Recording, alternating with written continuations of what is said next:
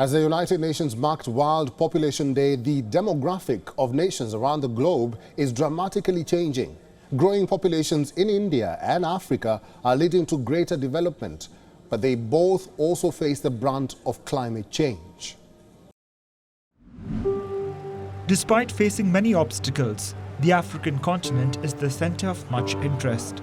According to a London-based think tank, it has the fastest growing and youngest population. The think tank believes that the growth in population on the continent should be seen as a benefit and not a burden. 70% of Africans are under the age of 30. And this is happening while many of the developed world, the developed nations, are experiencing a rapidly aging population. An obstacle to development, according to Africa Programme of Chatham House, is that many countries in the continent rely on exporting unprocessed natural resources rather than developing an economy which sends out higher value finished products. Population growth is, of course, partly explained by improvement in level and access to public health that has led to decrease in child mortality. And that by itself is good news.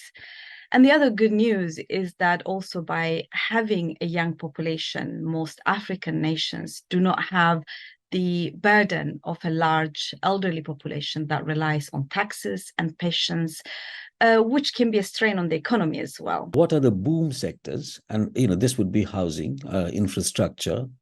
These are the sort of drivers of Indian economic growth. Then you've got the very high tech, but again, high tech in terms of the fact that there are startups that don't last. And then if you look at innovation, then I think the Indian economy lags on that.